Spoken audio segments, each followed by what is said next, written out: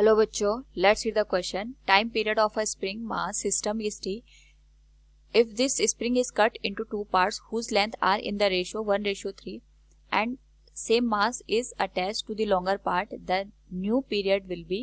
Here we have given four options. Now to answer this question, first we will discuss here the key concept, and here the key concept will be given as time period for a mass spring system. यानी अगर हमारे पास यहाँ पे एक spring है जिसके साथ हमने एक ब्लॉक को कनेक्ट किया है जिसका मास m के बराबर है और स्प्रिंग का कांस्टेंट k के बराबर है. तो इस पर्टिकुलर केस में जो सिस्टम है अगर ये ऑसिलेशन करता है तो जो टाइम पीरियड की वैल्यू होती है that is given as 2 pi into square root of m divided by k.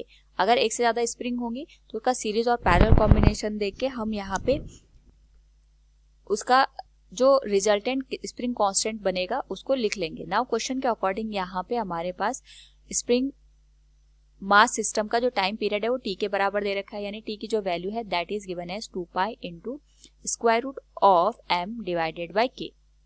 ये फर्स्ट कंडीशन है.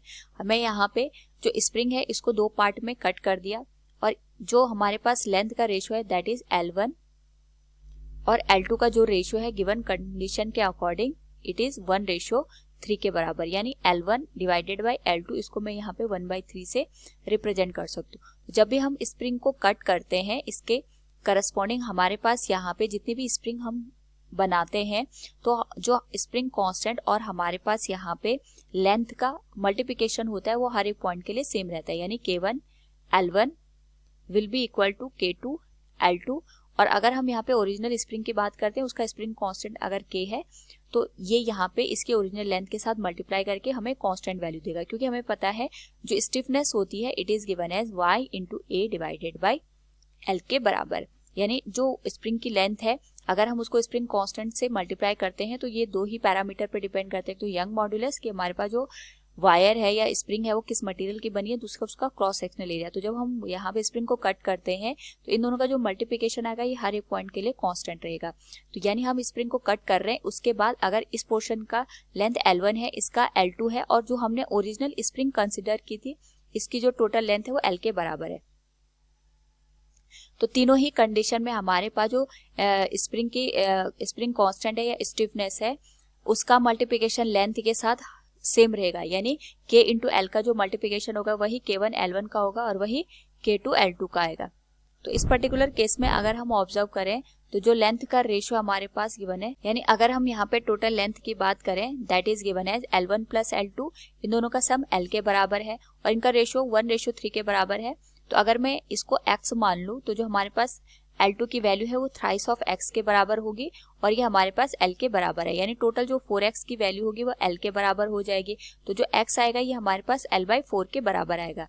यानी यहाँ पे अगर हम जब स्प्रिंग को कट करेंगे तो सपोज ये हमारे पास स्प्रिंग है, इसकी जो लेंथ है ये L के बराबर है, स्मॉलर पोर्शन की जो लेंथ है वो L1 है और जो लॉन्गर पोर्शन है इसकी जो लेंथ हमने कंसिडर की है वो L2 के बराबर है.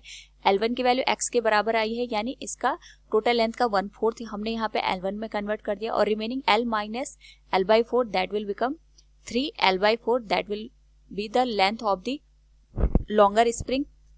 नाउ क्योंकि हमें यहाँ पे जो लॉन्गर स्प्रिंग है इसी का टाइम पीरियड बताना है क्योंकि हमने इसको सेम मास के साथ कनेक्ट किया है, तो जो इसका टाइम पीरियड होगा that will become 2 pi into square root of m divided by k dash. और इसका कंपैरिजन हमें ओरिजिनल टाइम पीरियड के साथ करना है. तो जो k डैश हमने यहाँ पे कंसिडर किया है इसकी जो वैल्यू निकल के आएगी that will be equal to K2. अगर हम K2 की वैल्यू कैलकुलेट करें in terms of the original spring तो हमें पता है यहाँ पे हमने पहले भी डिस्कस किया था K1 L1 की जो वैल्यू है that will be equal to K2 L2 और यही हमारे पास ओरिजिनल स्प्रिंग के लिए कंसिडर किया जाएगा. हमें K2 की वैल्यू चाहिए तो this will become K into L divided by L2 और यहाँ पे हमारे पास जो L2 की वैल्यू है दैट विल बिकम 3 L/4. तो L से L कैंसिल हो जाएगा, this will become 4K/3. Now यहाँ से जो K2 की वैल्यू निकल के आई है उससे हम टाइम पीरियड निकाल सकते हैं. This will become 2 pi into square root of m divided by 4K/3 जिसको हम यहाँ पे मल्टीप्लाई करके लिख लेंगे. So this will become 2 pi into square root of 3m divided by k और यहाँ पे हमारे पास जो 4 है इसको हम स्क्वायर रूट से बाहर लिख के सकते हैं दैट विल बिकम 2. नाउ अगर हम ऑब्जर्व करें तो हमारे पास 2 pi into square root of m divided by k, ये ओरिजिनल टाइम पीरियड की वैल्यू को इंडिकेट कर रहा है।